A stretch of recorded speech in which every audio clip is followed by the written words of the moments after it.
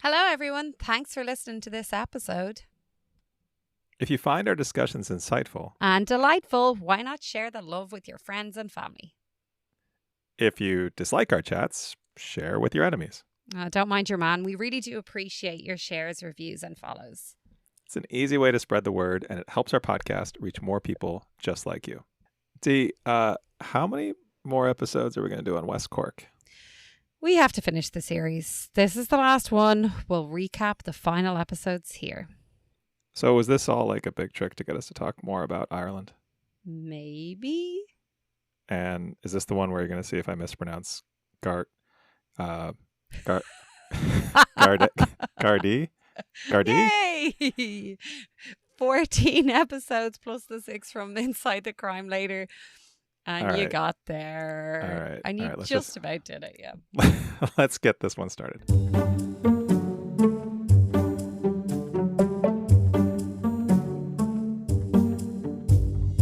Welcome to So Much Crime, So Little Time. I'm Jeff. And I'm Dee. And it's time for the thrilling conclusion of our recap of the Audible podcast, West Cork. This is our third episode on West Cork. If you missed the others, they're right before this one in your feed. We've already covered episodes 1 through 7. This time, we'll cover 8 through 14. And if you want to go listen to West Cork on your own, you can find the link in our show notes. All right, let's get back to the story.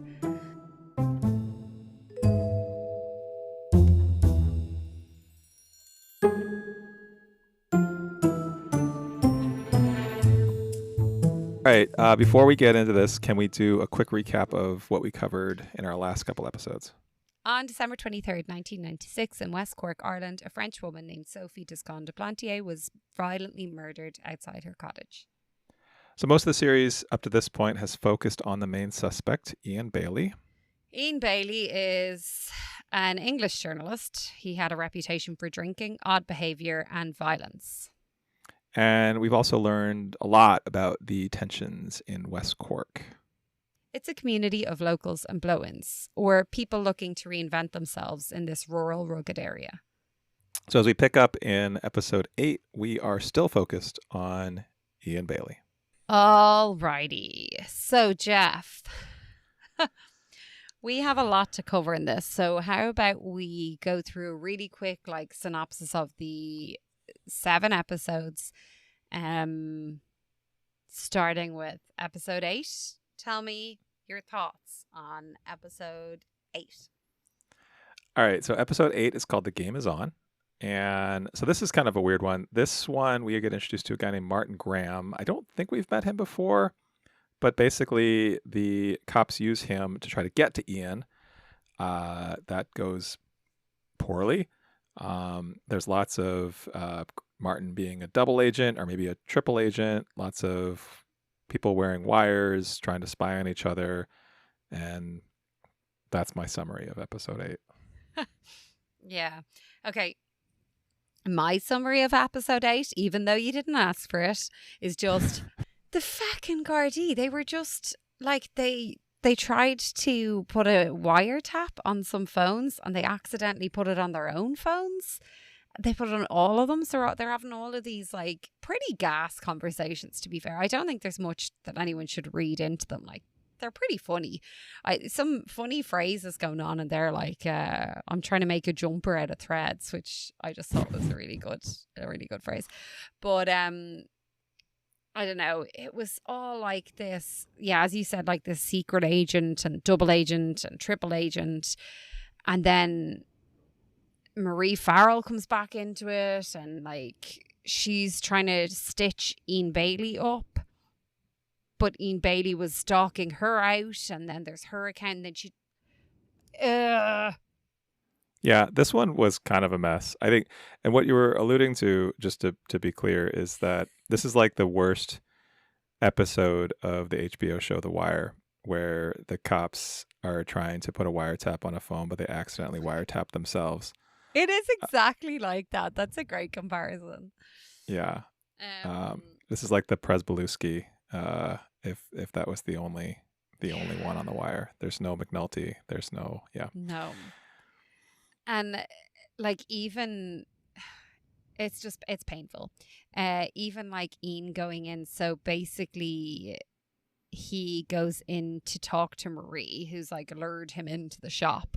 In the ice cream parlor, there's an ice cream parlor place, and there's a jukebox on the wall, and he goes in, and he is like so afraid that there might be like a recording device there that he puts the jukebox on, and the host is like, why did you think about that? Like, why was that in your head to do that? And he was like, well, I saw it in a James Bond movie. And I'm just like, oh my God. All of these little bits that are just, he's so irritating. Yeah. Like, he is like main character syndrome. He's just focused completely on himself. It's infuriating. Yeah. At this point, we've gotten so much of Ian Bailey, and where he thinks of himself as every main character, right? Like here he's thinking of himself as like James Bond, that he certainly, we've heard this before, that he thinks he's smarter than everyone else, and that comes through here again, where he's playing like he's aware that Martin is trying to record him or is like working with the police, and he thinks that Marie is he's just, everything is about Ian. And they like speak a little bit about how like Martin like somehow convinces the police to take basically drugs out of evidence and like give it to him to sweeten him up so that he can go and get information from Ian Bailey. The whole thing is a mess. Like, yeah, what'd you think about that? Like, is that just Martin trying to get free pot? Like, is that? It seems like it. I don't know. Like, it seems like a really like extreme way to like get a few joints. If we're gonna go down the Wire reference, I feel like Bubbles as a CI, like a lot more integrity. Bubbles. Yeah, Bubbles is the best. A lot more integrity. The other thing about this is we hear of start to hear snippets from Ian Bailey's diary. Yeah. I don't know how much I want to discuss it, but like he basically describes himself as a stud, and references like animals and like how he could fill. There was some reference to like how much like sperm, barrels of sperm. Yeah, I'm just like, you're simply an idiot.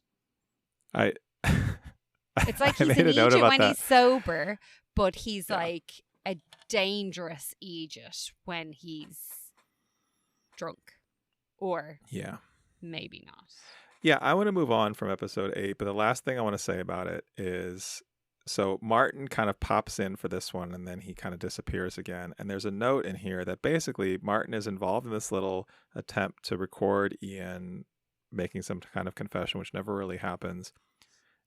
And then Martin goes underground for like 18 years. Like he basically just disappears. Like he just kind of is off and we never hear from him again, which Martin is just like a one episode cameo. Hi, bye. Yeah. All right, let's move on from 8. Okay, so episode 9 is called The Moonshine Effect. If you don't mind, I'll give you my summary first. Yeah, let's do it. Which is Ian Bailey peacocking around with his woe is me attitude, but like does nothing to make anyone around him feel comfortable or assure them that he didn't commit this crime, while at the same time he's going around and admitting that he murdered Sophie to numerous people. And in the midst of it all, the Gardaí arrest him again. Right. Yeah. Yeah, this was a hard one for me. So the moonshine effect in the title, did you want to talk about what that refers to? Sure. So the moonshine effect is like the Transylvania effect, no? Yes. Did you know the word lunacy comes from the Celtic word luna? I did not. So basically it's all related to the moon. Apparently there's this whole belief that if you drink on a full moon, it has a different effect on you. Yeah, I'm sensing from your tone that you find this very credible and like real science. I actually have some feelings towards full moons, towards when the moon is full, when there's a full moon. Oh my God, words. When there's a full moon. I'm not sure if any other teachers that you know of will describe the chaos that occurs in a schoolyard when there's a full moon and the kids are outside. It just is a different level of chaos. There's a different level of chaos. I'm not sure if I think that drinking on a full moon has a different effect on you. Ian Bailey seemed to believe that there was like medical evidence backing this up, but I'm not going to believe anything he says. But anyway, he uses this as a bit of a scapegoat. He uses drink as as an excuse for so much behavior throughout the second half of this podcast. So from episode 8 through 14, we'll get to some of it. He basically says that there was sightings of him like in a black hat, underpants and nothing else, like running around the roads in the middle of the night, skipping along the white line, waving his hands in the air like a bird. Like, these are only a couple of examples of this. Yeah. Howling at the Moon. There's a reference to him as the madman moon wizard. Yeah. I don't know. I hear what you're saying about kids at school and the full moon. I think there's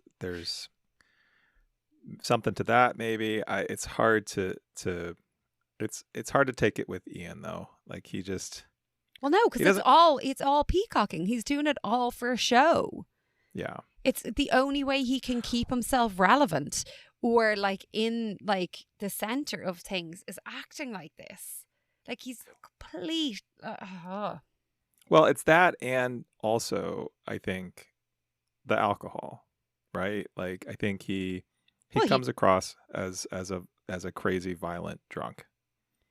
Yeah, but he blames the alcohol. It's not the alcohol's fault. Right. Sure.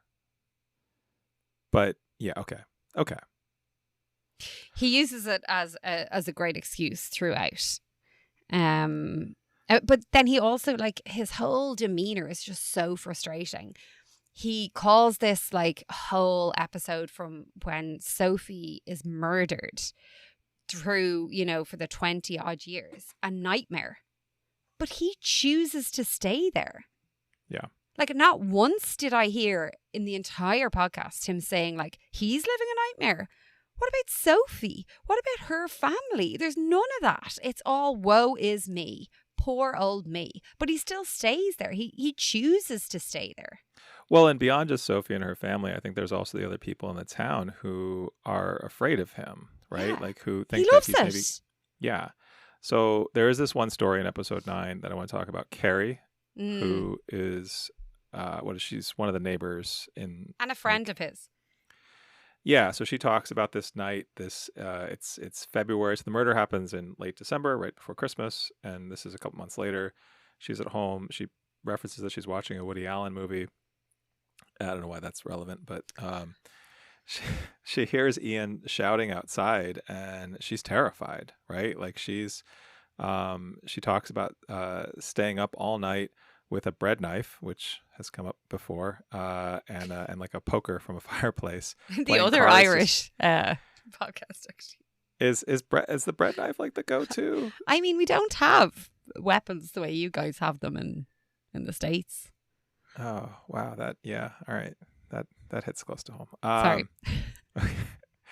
But anyway, like, I think, but my point is that he's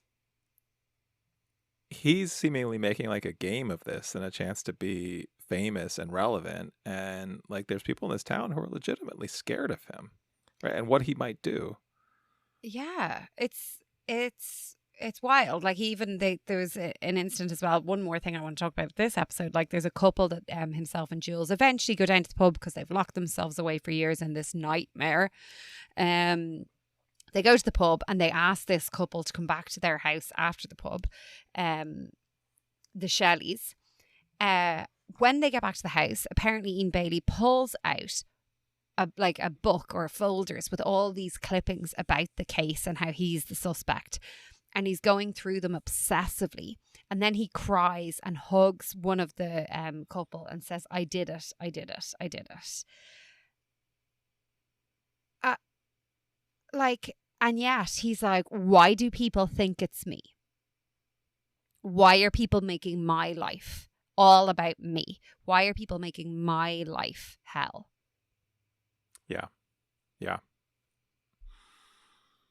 Yeah. And there's one last image. I think it's the image close to the end of this episode, and then we should move on to episode 10. There is one of the guards who's observing his house, like doing like a stakeout. This is so random as well. I love that we know this, but it's also just so random.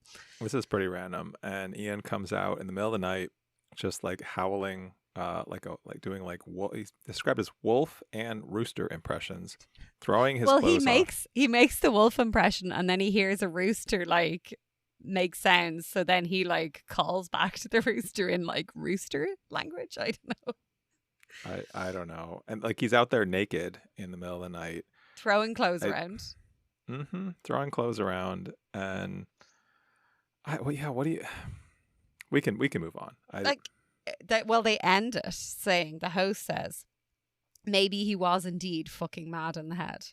Because Ian, there's a quote during it that Ian's like, I think they think I'm just mad in the head, or fucking mad in the head, or whatever. So then the host ends it with that one, which I did like the end of that. I'm like, I did feel as we're moving through the episodes, I don't know if you did as well, that I could feel the hosts getting less and less patient with him and more disgusted in his attitude. Whereas at the start, it felt very cordial.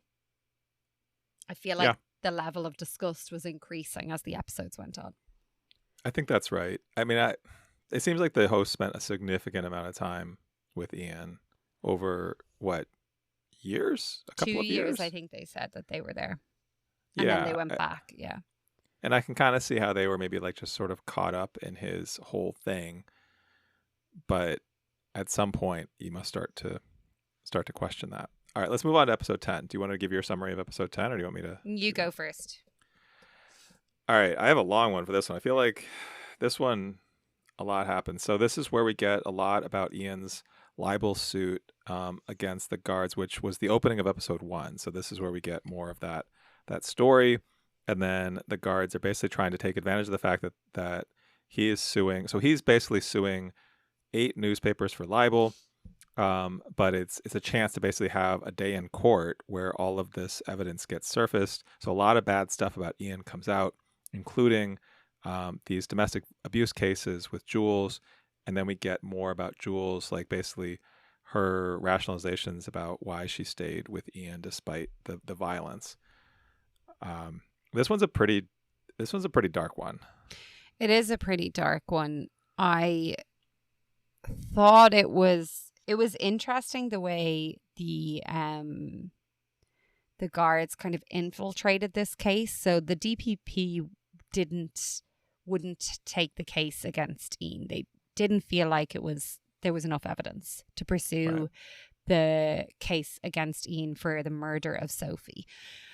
But when he takes this case against the guards use it as an opportunity to bring up and kind of a lot of evidence against him, kind of seeing how he reacts, etc. One of like the biggest things that was brought out was his journals, where his writings are, which depict a lot of like violent scenarios with Jules and a lot of like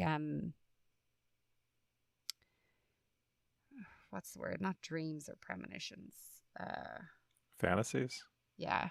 That's fantasies. There's like graphic fantasies about sex and violence. Yeah. Yeah.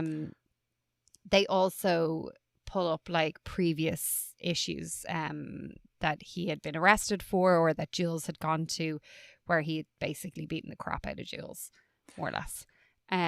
It's really graphic. And what's so upsetting, I think, what's so heavy about this episode, or what I found so heavy, I don't know, Jeff, if you would agree or not, but like it was how Ian's Ian managed to further isolate Jules with his kind of diminishing attitude towards all of his actions, all of the violence. Like you can see Jules using the same language as Ian Bailey. They discuss a lot about like, well, it wasn't premeditated. And she's got all these different phrases that he's also saying. And how the people closest to Jules start to back away when, after all of these stories come out, after all these instances that they witness, she continues to stay and continues to let him stay. And people just move back. And again, it reminds me of the Hampstead Justice League is all I can remember. What's the name of that podcast that we did? Filthy Rituals. I feel like this is every episode. I can't remember it. I just think of the Hampstead Justice Club. Well, as you remember, we wanted to redo that whole show. So if we redid it, it would be called in my head Hampstead Justice League. 100%. But they speak a lot there about how like addiction can be isolating. And even when people went through that scam, they felt isolated, kind of felt embarrassed or whatever. And I feel like that kind of twigs something. This episode kind of twigs something, kind of connecting to that episode where Jules is just getting more and more isolated as people, they just back away from her. Well, and this happens over quite a few years. And I wrote down a lot of notes about this, and I wanted to just mention some of it. This is, like I said, this is a rough episode, but so this lawsuit, this libel suit happens, the verdict comes out in 2004. I think it probably started in 2003. But the incidents with Jules started in 1993. That was the first one where, I mean, it's described as basically a savage beating of her. And so that was 93. 96, they are driving home from a party and have a fight in the car where he's driving the car, and they describe her like really in detail, her graphic injuries that she had that just sound horrific. Clumps of hair out of her head. Yeah. And I mean, but that he did that while driving, basically with one hand. With one hand, he effectively just beat the shit out of her. And then that was 1996. And then in 2001, he had a broken leg. His leg was in a cast, and he apparently kicked her in the face with the cast. That's what he got arrested in 2001 for that. So that's over the span of from 1993 to 2001. And every single one of them, he just dismisses. Like the first one that is spoken about there, it was at 93. When I was listening, I was on a run and I had to like re-listen to that part because I was like, did they just say what I think they said? He was like, it was over. They were staying in a friend's house. They were drinking a little bit. They went to get into the bed and they had an argument over how small the bed was. Yeah. Yeah. And he said like, oh, I didn't hit her. I just pushed her and she pushed me. There was blood on the wall. Right. There was blood on the wall in that room. And that's how he describes it. Not that like... okay. I mean, this episode is effectively, it's about domestic abuse and why someone stays with an abuser, right? Like they get into that. And I think it's actually I think it effectively gets into like why someone, like a little bit about how Jules has a history of abusive men in her life and why she stays, why she defends him. And it's hard to grasp, I think, from the outside looking in, of like you hear these horrific stories and you think like, how could she possibly stay with him? But I think this episode does a decent job of contextualizing it and giving Jules a chance to present her side. And you definitely you just want her to leave him, right? Like you just want her to be safe, but she never does. You hear like a lot of her friends are like, oh, I'll give you money and you can flee the country for Ian. And like, you can only imagine that the reason behind that isn't to help him out. Yeah. I do agree. I think it did a really good job at dealing with this topic, giving Jules a chance to kind of explain her point of view, but also the hosts didn't, which I liked, give their judgment on it. Yeah, I think the closest they come to that, which I think is more just factual, is saying that abused women love their partners. They just want the abuse to stop. Yeah. Which I think sums it up pretty well. Yep. Yeah. Yeah. All right. Should we move on? Well, one thing we should. So, in terms of the storyline at the end of this, the judge in the case issues a verdict, basically validating most of the guard's case. Yeah. And notes that Ian basically just likes the limelight, and he doesn't have a good reputation that could be defamed. Yep. And at the end of it, Ian has to actually flee Ireland. He goes to London. He doesn't have to. He abandons Jules. He decides to flee. He gets a new persona, a new name, as he calls it, for operational purposes. He leaves Jules in the house on her own with people outside. There was like a dead mouse or a dead rat left in their mailbox. There was a noose tied to a tree in their garden. I don't condone any of that behavior at all from the community there, but he leaves her. He leaves her to deal with that. Yeah. Yeah. He basically goes to London, assumes this new character, this new backstory for himself until the money runs out, and then he comes kind of crawling back. Yeah. For operational purposes. So that's the end of Fucking 10. Egypt. All right. Yeah. All right. 11. Okay. Do you want to hear my really quick summary of 11? 11 is called Enemy Number 1. Mm-hmm. Marie, another person who wants to be in the thick of it, but also then runs away. That's all I have. That's the synopsis of my notes for this episode.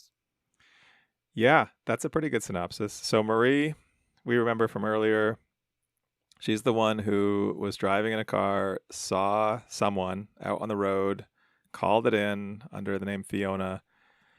Then turns out she's this woman, Marie, who was out driving with the man who wasn't her husband in the middle of the night. And that's why she was trying to not get involved, but she still seems to get herself involved. She's both like the best witness that the guards have, but like also the worst witness that they have. Mm-hmm. This episode is basically all about her. Yeah. And like I felt sorry for her in parts, but like there was one part where she basically said, you know, I felt important. Yeah. That's sad. I'm sorry, but also. Well, it sounds like the way it's described. So she saw someone out on the road. I feel like there's a version of this where she gets convinced that person she saw was Ian. Mm-hmm. We've spoken before in this podcast how witnesses are not reliable. Right. And she's sort of convinced to say it's Ian, and then she has, whether it's a guilty conscience, whether it's Ian getting to her, which is totally possible and we think maybe happened too, or his lawyer getting to her.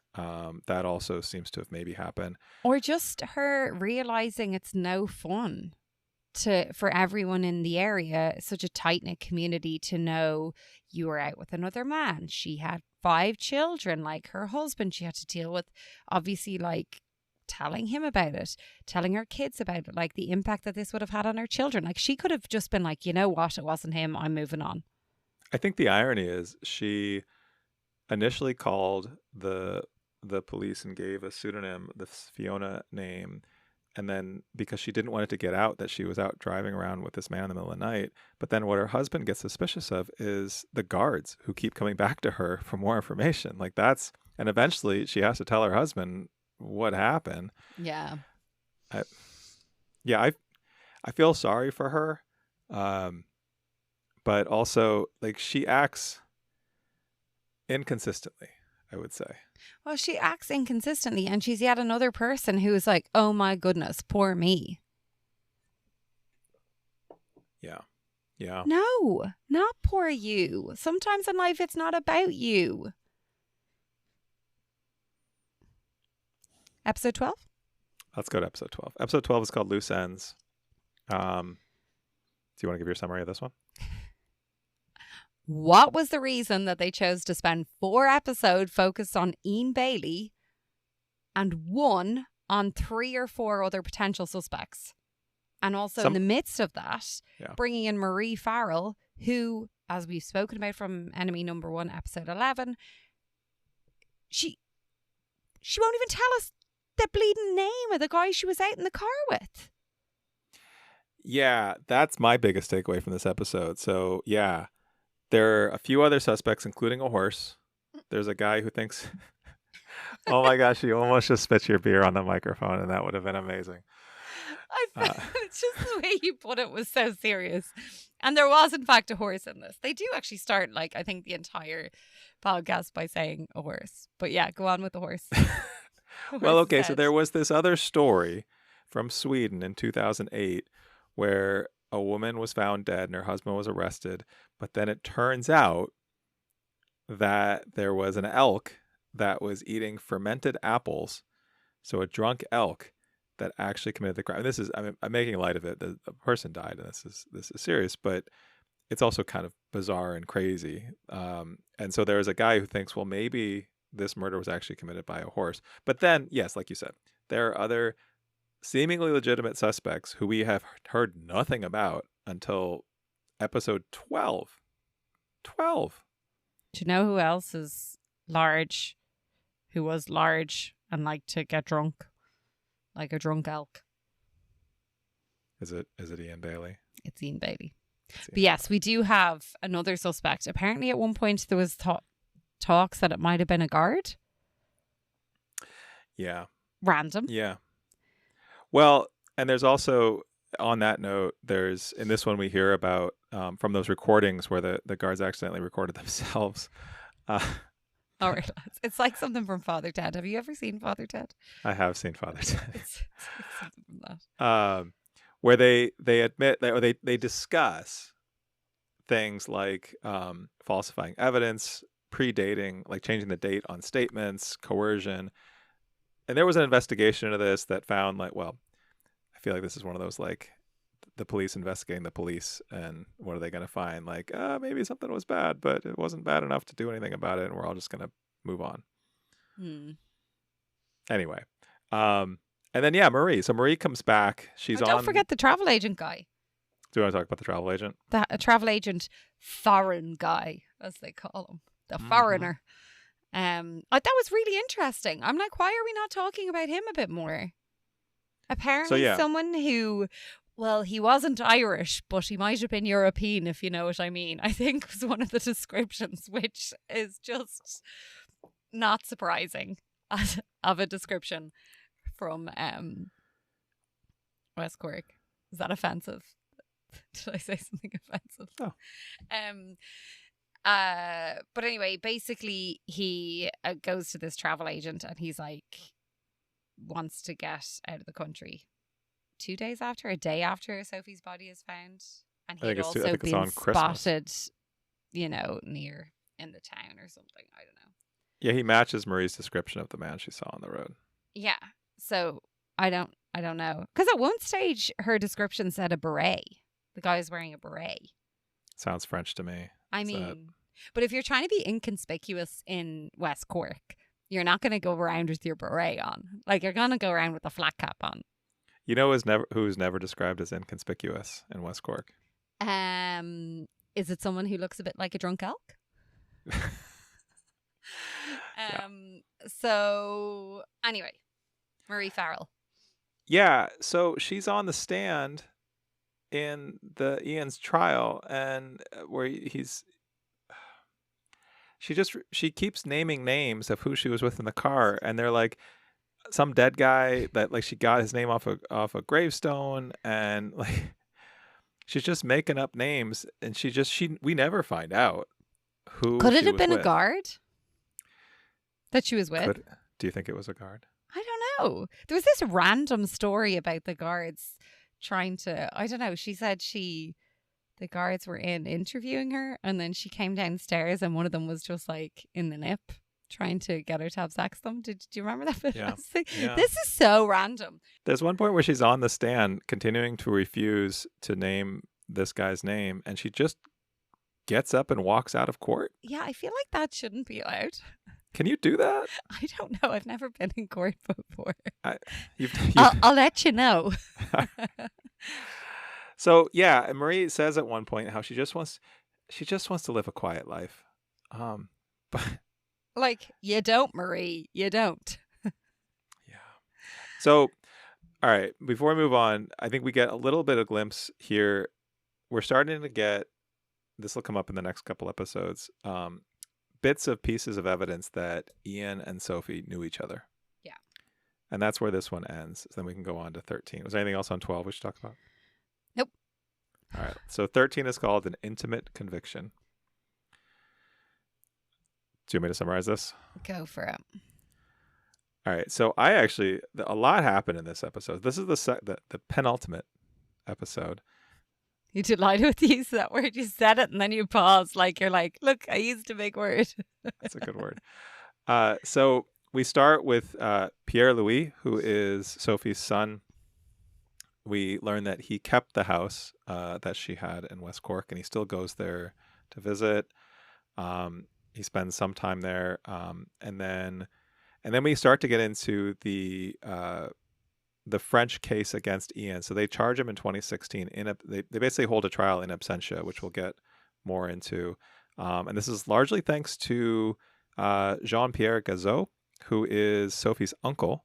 A quantum physicist? Yeah, apparently world-renowned physicist. But he has organized this group basically of people who are sort of like seeking justice for Sophie. And this led to this case. And we can get into some of the details of how this is possible. But then, of course, we get a lot more of Ian sort of relishing the spotlight. And that's, yeah. So a lot happens in this episode. This is, I feel like it's a longer episode. The last two episodes, I think, are a little bit longer and more stuff happens, especially in this one. So I found half of this episode intriguing, focusing a bit more on Sophie, like even just hearing from her uncle and from her son. It was just, there was some really gorgeous aspects to it. At the very end of the episode, just if I'm going to skip ahead for a second, there's this gorgeous chat between Billy, who owns the pub that Sophie loved to have a tea and a scone in, and Pierre Louis. And apparently, like, Pierre Louis has been coming for so many years now at this recording that him and Billy are having the chats and they're talking about going out like fishing and we'll go out together next year. And Billy's like, well, if I'm still alive, and Pierre Louis is like, well, you haven't gone yet. Like, there's just this gorgeous interaction. And like Pierre Louis mentions how when he's there and he's speaking and he's a French accent, people have come up to him and said, oh, you're here for Sophie. And he's like, they don't call her Sophie Toscan du Plantier. They don't call her the French woman. They don't call her the woman who was murdered. They don't call her the director's wife. They call her Sophie, as if she was like, she's embedded now in the community. And I think that comes, like, it's like a full circle moment of like the talk of the blow-ins. And it's like, well, this community has actually taken her in and her son in, and now he's like, he feels welcome there, him and his daughters, or his daughter and his son feel welcome there. And I just thought that was a gorgeous moment, and it felt a little bit like episode 13 and episode 14. We were getting these gorgeous aspects of Sophie that I was craving for in all the other episodes. I felt like we weren't hearing from it, so I really enjoyed that bit. But the other half of it is going back to Ian being a feckin' Egypt. Yeah, if I can share. So on that note, we're going to talk about the end first. So in my notes, I how should I share this? Let me just read what I wrote in my notes, and then we can explain it. So one line to the next, I have a line about Ian where I wrote, he's a raging ass, late, quote, can't start without me, so many times, tells 6-month pregnant woman to get out of his way, carrying a volume of his poetry, fuck this guy. So that's one line that I wrote. And then the very next line is Pierre Louis holding on to Ireland and a quote that he says, this is Sophie's son, before dying, she loved this place. It's a good place. It's a good place. And it's such a contrast Yeah. between, like, it's so, yeah, you're right. It's so sweet the way this ends and the way it comes back to Sophie, which is what we wanted, right? We talked about that in the last one. Like we wanted less of Ian, more of Sophie, and we finally get that in 13 and 14. But yeah, it is there's this bit in the middle about Ian that was pretty off-putting. And I wonder, is that the point of it? Like, is that like, okay, we've been Ian heavy now, and then we're going to do this kind of comparison, this would juxtaposition work here between like Ian's like self-centered focus and like his woe is me, I am the man attitude, I've been wronged here, versus Pierre-Louis speaking about his mum. Pierre-Louis has been wronged. He was robbed of his mother at 15. Right. He was robbed of her. And yet he has this gorgeous outlook on life and how things are going, even though he's obviously hurting and he's grieving. So you've got this comparison. Does juxtaposition work there? Juxtaposition is the right word. Yeah, I think so. Well, and we should talk a little bit, like I said, there's a lot that happens in this episode. And I want to talk a little bit about this trial in absentia and why this is a thing that is happening. So it's an interesting thing that can happen in France. I found some of the legal aspects of that quite interesting. Did you? Yeah. I did. Yeah. Sorry. No, go ahead. Go for it. Well, okay. Okay, so there's this French law that goes back to Napoleon's time. So it goes back to colonial times, which is not the best legacy. But essentially, when when France was colonizing the world, they were like, basically, hey, if a crime happens in one of our colonies, we don't want those local laws to dictate what happens. We want to be able to use our laws, and so they've no trust in any other country. Like, they're really not very. They don't speak favorably of the Irish legal system. No, there's a lot of the French and the Irish talking some shit about each other. Yeah, how did you feel about that? As in, like, personally being Irish? Sure. I mean, I think it's totally different in comparing the French legal system and the Irish legal system when Ireland's only been like established as like a republic for 100 years. They called you soft. They said the Irish legal system is soft. Yeah. Did you hear how they dealt with evidence that was later thrown out by the Irish government? Is it soft or is it fair? More fair. They, in France, were discussing basically how someone has to come and prove their innocence. Is that how you think a legal system should run, Jeff? I mean, that's not how it works in America. The bastion of democracy in the world. Okay, so I wasn't personally offended by it because I feel like the French were being a bit French here. There was a great line from one of his lawyers saying, "Don't talk to me about the bloody French." But okay. So say what you will about the French system, they are willing to effectively put Ian on trial in absentia. They try to extradite him, but Ireland will not extradite someone. So interesting. I found this extremely interesting. So Ireland won't extradite someone. It's within our legal system. We won't extradite someone just for questioning, but if they are charged, we will.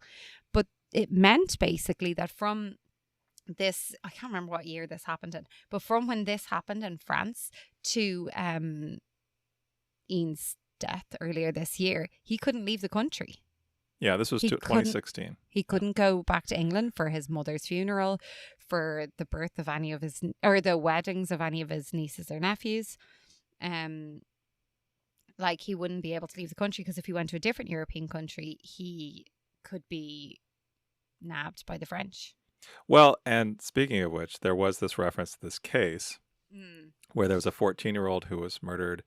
The suspect was trialed again in absentia, just like Ian was here.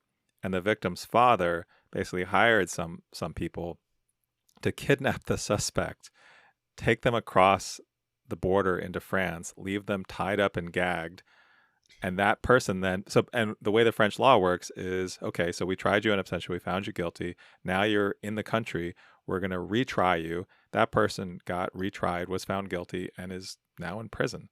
So Ian, I think, lived the rest of his life sort of in fear of like a car coming down the driveway or like someone coming and taking him, because that could have happened at any time. That has happened to people just to get them across the border to face punishment in France. Indeed. Well, and you made reference to so this happened in 2016, and the arrest warrant came out in 2017. So he and then Ian. So we can cover this. We can cover the last episode, but Ian died in 2024, January 2024. So the French will never get their chance to try him in person. Nope, they won't. And yeah. All right, should we move on to 14, the last episode? This is the last one. Sophie everywhere is the last episode. Okay, so my summary is, we just hear a lot like of little snippets from Sophie's friends. We're hearing of the trial. We're hearing of a couple of like loose ends, I suppose. I know that episode 13 was called Loose Ends, wasn't it? But like, oh no, sorry. 12 was, but like, we hear all these small snippets that I'm like, hi, I want more information about that. Like, why are we so Ian Bailey heavy and not like giving me information about Gate? Yeah, we have to talk about Gate. So one of the things that was found beside Sophie's body was an iron gate from the lane, and somehow it went missing in evidence. How the fuck do you lose a gate? It's a big gate too. It's a big gate. Yeah. Anyway, there's this like one sentence being like, people started to call it gate. Maybe my favorite thing from all 14 episodes. Like what? Just when you're tired of things being called, like Pizzagate or whatever, like Gate is the best, right? Like, yeah. But yeah, like we get this lovely, another like really nice part of like Sophie's friends speaking out and being afraid that on trial they didn't speak out well enough about her. They didn't like really show. They didn't really like depict her as the like lovely, funny, kind, like goofy person she was, that they weren't like really able to. I just loved hearing from her friends. I thought it was so gorgeous. And then we have Pierre Louis, who goes to West Cork and he stands up before the congregation at Mass, which I just like. It's such a like it's really trying to embed yourself and like really trying to connect with a community if you are going to Mass and speaking with the congregation, but standing up before them and just really speaking on behalf of his mother or like about his mother. And I just thought there was something so lovely about the way he spoke about her, like to those people, kind of making them feel important in his life because he felt like the community was important to his mother. Yeah. There was so much here, Jeff, and I know we've said this, but like, why was this Sophie, like her friends speaking about it, her son speaking up, like, why was this so segregated from the rest of the podcast? Like, why wasn't this brought in throughout? I don't know. I think it should have been. Like, we spent so much time with Ian throughout, and it's just in 13 and 14 where we get this. We get Pierre Louis, we get Fred, the cousin, we get all of these friends and relatives that I wish we'd gotten earlier. There's also this bit about one of her last projects. He sees folds everywhere, which is ends up being sort of the metaphor that we end on, right? Where we've heard about this before, that so Pierre Louis, the son, kept the house that where Sophie lived in West Cork, including keeping her coat hangs on the back of the kitchen door. So it's and we hear like the metaphor in this project is about like how people like the clothes they wear, like they leave a part of themselves in the clothes they wear. And so it's making this case that like there's a part of Sophie in that coat that's still hanging on the door, that's still there, and that's part of why they go back to this place. And yeah, it's a really nice, I think, note to end on. But that's at the end of this episode, which a lot of this episode is still on the trial, the French trial in absentia, where we hear a bunch of things about the way the trial was run, and yeah, I don't know. We should talk about like the outcome of the trial is that Ian was found guilty and was given a sentence of 25 years in prison. But of course, he was never extradited, so he never served that sentence. But I feel like we started this off saying it was a cold case way back, and I feel like 3 months ago when we started talking about this podcast. But we do have someone who was found guilty in a certain kind of court, right? Like they talk about how he was an Englishman on trial in a French court for a crime committed in Ireland. Sure. But he did get found guilty and sentenced to 25 years. So he is the one person there was a trial. He was found guilty. We do have that sort of closure on this. And I think the family found some level of closure in this. They wanted him to go to prison. Really, I think that's like one of the main things is like the family getting closure on this. They wanted him to go to prison. Yeah, it's hard to... I don't really feel like after listening to this whole podcast, I feel like I have feelings towards Ian Bailey. But like, do I really feel after hearing all of the evidence that's put across in this podcast that he's guilty? Like, he's definitely guilty of being a fucking idiot and an awful monster and like a violent bleep. But like, I would say hedge on my bets if I have to go for it. I'm saying he's guilty of this murder. Yes. But do I really feel like there's enough evidence that was collected in the right way to put him away? Like, I don't think there was. Yeah. I really don't think there was. And yeah, I get what you mean about like, well, some court said that the Englishman who was in Ireland murdered the French woman. Like, some court did, but like, do you really feel it was fair? I was going to ask you that. Like, do you think a trial in absentia is fair, right? Like he has no opportunity to refute the evidence. He has no opportunity. Like his lawyers also boycotted the trial. So there's no one there to give the other side. Yeah. What do you think about that? I mean, I don't know. I've never been in his position or anyone's position where you'd have to like stand up and like, you know, try and make yourself look innocent. I don't know why. I don't know how I feel about it morally. I feel like if I was within Sophie's family or friend circle, I'd be saying like, this is what I want. And I'm sure there's plenty of families out there who would feel like that he won't come to us, but at least we can have this trial and we can have our day and we can say our piece. And it was noted here how the French really do give a voice to the friends and family of the victim, like, which I think is so important. And it's not something that the Irish police did in this case.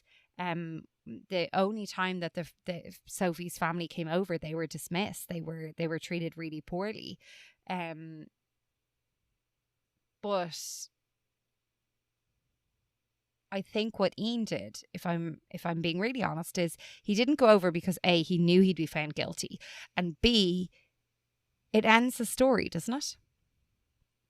He's no longer center of attention if he's actually found guilty and he's put into prison. He's gone. He's out of the center. So does that prove that he's more guilty? Like, what we haven't discussed at all is like, what if he was innocent? What if he was innocent and he went through all of this? He's still a prick, even if he was innocent. He's still a monster, a violent monster. But what if this is not something that he did and he was brought through this for 20 or 30 years? I don't sympathize with him. I really don't. I don't think he's likable. I think he's, as I said, a violent monster. But like, you know, we don't have, it is a cold case. I know you said like at the start we said it was a cold case, but it is a cold case in my mind. This trial doesn't prove, unfortunately for me, that it was definitively him. Yeah, actually, that's a really good point. In my notes for episode 12, I wrote down, what happens to Ian's career if he's cleared? Does he maybe not want that?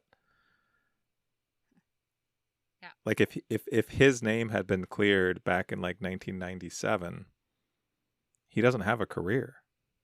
Like he built a career as a journalist, as a poet, as a public figure of sorts off of this case. And the media allowed him to. And the public. Very much because so. People wanted to hear about it. Yeah. And this, I think, is what has frustrated me about this podcast, is they just did the same thing. I feel like this story could have been told in a way where Ian Bailey was not the central figure and it didn't inflate his ego. Whether he is guilty or innocent, this podcast inflates his ego. It puts him at the center. Like that, he struck me as that type of narcissist, that type of self-serving narcissist who just wants everyone to talk about him all the time. And that's his end goal. And yes, he does some monstrous things. They both do monstrous things. But at the end of the day, it's really just about attention. Yeah. And my point is that this podcast, it's like the hosts know that as they're going through it. Like they can see it. You can hear their irritation, their patience is waning with them. And yet they produce percentage-wise, how much of this podcast is directly about Ian Bailey? Most of this podcast is about him. And I think that's a miss on their part. Well, I agree. And it's not just this podcast, right? Like there have been multiple documentaries about this. There have been multiple podcasts about this. There's been a significant amount of journalism about this case. Like this has been for the last, however long this has been, 20 years, more than that, 30 years, almost 30 years. There have been a lot of people sort of making careers off of this case. And he had been a very willing participant in that. Yeah, but I think that's true. And I don't mean to say it was just the hosts here. I just think when you're doing a podcast on this, you've got this unique opportunity, especially you're living there for 2 years, like you're really absorbed in it. I think you have a unique opportunity to tell the story that isn't being told by all the other media outlets. Yeah. And that story is Sophie's story. It's not Ian Bailey's story. It's Sophie's story. And we didn't get that. Yeah, every time that Pierre-Louis was quoted, I definitely thought like, oh, I want more of this. This is less the episodes, more percent on, like higher percentage on Sophie and Sophie's family and what she was like. Yeah, I agree. Well, we should summarize this. I think, Dee, what do you think in the end? It sounds like you're coming down kind of critical on this one. I'm coming down critical on it, but if someone's asking me if they should listen, I'm like, absolutely. I think there was so much fascination for me in this. I loved the setting of the community. I thought that was gorgeous. As I said, I loved the circle back to how the community has really like kind of adopted Pierre-Louis, for want of a better word, and his children into it. I did enjoy hearing like the kind of conflict between the French and the Irish legal system, because that was not something I was aware of before. I thought there was a lot of like interesting elements. I think there's a lot that could be cut out. If I'm going to cut out stuff, I don't need all this secret agent, double agent, triple agent crap that was in the middle of there. Just give a line about how the guards accidentally taped themselves and throw in a few bleepers on that or outtakes on that. But I don't know. Like, I just think there was a lot of this that could have been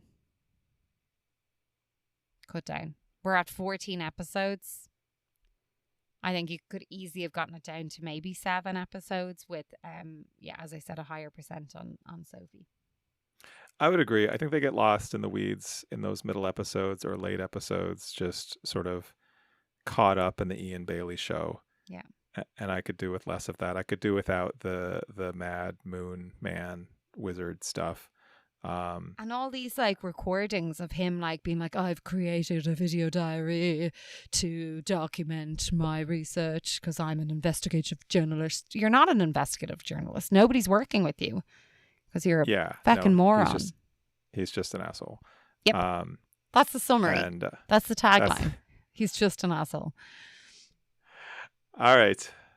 We did it. We got through West Cork. Woo! Celebrate good times gone.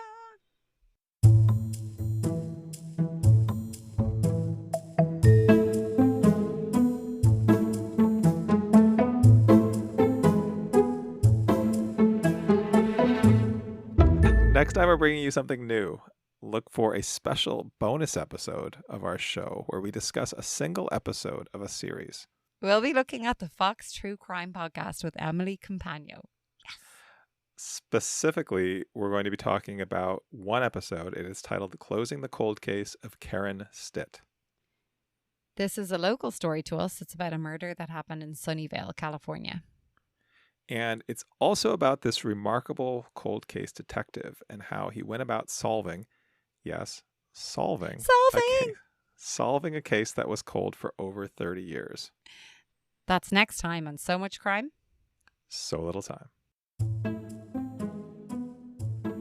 So Much Crime, So Little Time is a production of MimeGov Media. The executive producer is Paxton Calariso. Our associate producer is Blythe Ty. Theme music was composed by Vyacheslav Starostin. If you haven't done it yet, please subscribe to this show in your podcast app. Don't forget to give us a 5-star rating and a review. Even better, tell your friends. To join the discussion, look for us on social media. Check out the show notes for all the links. Thanks for listening.